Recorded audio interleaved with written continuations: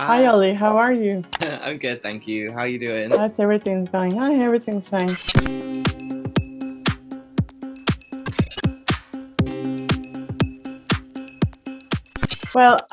Last month you released Starstruck, one of the singles from the Next Years and Years album, which you created by yourself during lockdown. What was the reason you decided to throw away the songs you already had and wrote new ones when the COVID-19 pandemic started? Well, I had a bunch of music that I was working on in about so when the pandemic first kind of hit in March last year, and I was like, okay, well, I'm gonna take this time to work on this music, and I write some more songs to add to this collection. But then I just felt like I felt like honestly the world had changed, and this music that I had just wasn't relevant anymore. Like I wanted to just make music with a different kind of energy that was more, I don't know, like positive or had more upbeat, was more upbeat or something, just to make myself feel better, you know. So I think I had to just start again, just to mentally wipe the slate clean and build something new. And then I kept a couple songs from that period, like two songs. They're still going to be on the album. So, and I still really love those songs. But yeah, I just think I don't know. It's really challenging to I found it really tough to be creative when the lockdown first happened, for sure. This song also has a remix with Kylie Minogue, and could you tell us how the collaboration with her happened? Yeah, so I just asked her if she would be interested to do something on the song, and I've known her for a while. We supported her show in 2015, and I sung with her on stage in a Christmas show in 2016. And I love her so much. She's just been an inspiration since forever for me and for my music. And yeah, I thought she would be perfect for the song. So I'm so happy she said yes. Ollie, at the beginning of the year, you also released a version of It's a Sin by the Pet Shop Boys for the premiere of the series of the same name in which you participate. And you mentioned it that this series inspired you for this album. However, you weren't looking for the sound like the 80s. Musically, what was it like creating this album for you? I mean, what were your musical inspirations? I definitely find inspiration from a lot of different places. And doing It's a Sin, the TV show, really immersed me in 80s music again. So, and I just found that era, I've always found that era really inspiring, the dance music and the pop music, from Pet Shop Boys to Human League, to Sylvester to Kate Bush, Annie Lennox. I have really tried to create music that feels reminiscent of all the music that I love, but also feels kind of new and interesting as well, you know. So I still get inspired by Rihanna and 90s house music and you know, garage from when I was growing up in the UK. So I'm still taking inspiration from all these different places.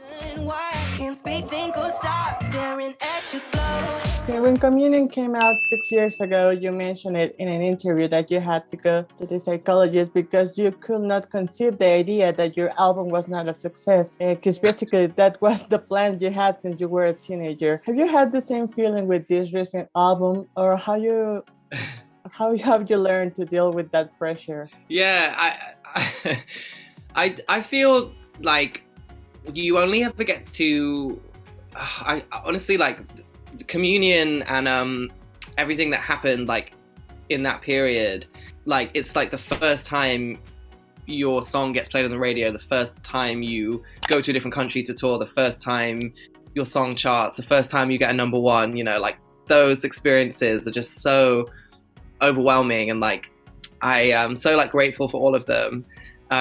But I definitely afterwards felt okay, well, what now? What next? And how am I ever going to live up to this? And you know, what does failure look like if I'm not successful all the time, stuff like that. And I just luckily learned to really just love making the music and making the art, and getting to do what I do, and I care way more about that now. Talking about pressure, your next studio album is one where you will carry the weight of the name Years and Years for the first time. What scared you the most when you announced the news that the band will become a solo project? I was scared that like I was anxious that people would, you know, like think something really bad had happened, or like we'd all fallen out with each other, and it really wasn't the case. Like Years and Years has kind of like been my baby for like a long time, and it was just like a reflection of like where we had kind of come to as a band, like since we'd first kind of started. But like people were so supportive, and you know, like people have been so nice, and you know, like I was worried that some fans might not want to like, you know, keep listening, but I hope they still hear that like the Years and Years DNA is there, and they're still happy to like come along for the ride. So, you know, like now I'm just really excited to keep putting out the music. Olly, I understand that you created this new album at the same time you were working on the It's a Sin series. What was it like for you to balance your time between two such important and demanding projects? Well, I guess at the time, like it was, I mean, I was just like, it was like so cool to be thrown into a different kind of like situation, with a totally different set of challenges, and, you know, like acting in a TV show and working in a team like that was so fun. And I really loved it. And I thought, because at that point I thought I had like at least half of this album done or written at least. And then once I finished filming, the pandemic happened, and then I ended up like scrapping most of this album, starting again. So I like honestly my brain was all over the place, but I couldn't really like do two things at once. Like I was just like focusing on being like Richie and It's a Sin, and then it was like once it finished I was like, okay, I can go back to being Olly now. But yeah, I think it's like hard, because otherwise, yeah, it's too confusing. For me anyway, it was.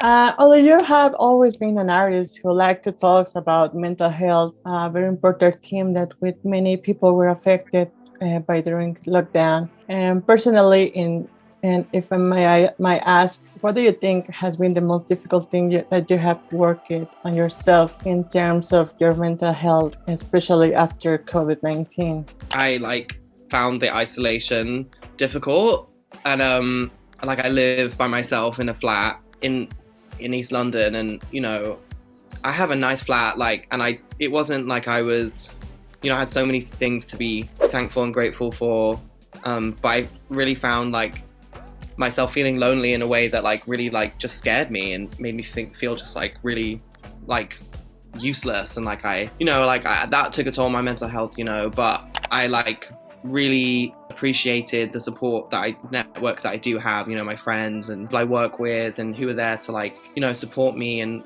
I hope we support each other when like, because all of us feel like that, you know, like at times like we all just feel like it's too much to bear. And I think, you know, that is okay to like admit that, like for all of us. And like I still have to remind myself of that, because I talk a lot about how, you know, look after your mental health, and you know, but I definitely struggle sometimes, you know. We also know that you always raise your voice when it comes to talk about the rights of the LGBTQ community.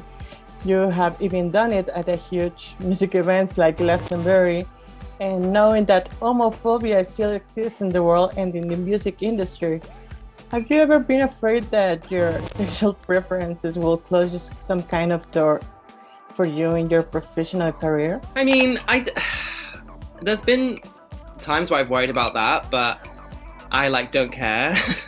or it's not that I don't care, it's more that I care about being myself and expressing myself in the way that I want to, more than any potential doors I may have closed. But I also think that being gay and like being the kind of artist that I am, and being outspoken about being gay, has brought a lot of fans as well, like has brought a lot of great things my way and great successes, and opened so many doors for me, you know, like, so I think of it like that, you know, like it's just brought so much to my life that I am grateful for, you know. Well, Olly, I think that's all for me. Thank you so much, and hope to see you soon in Mexico City again. Yes, I love Mexico City. Okay, thank you. Thank you. Have a great day.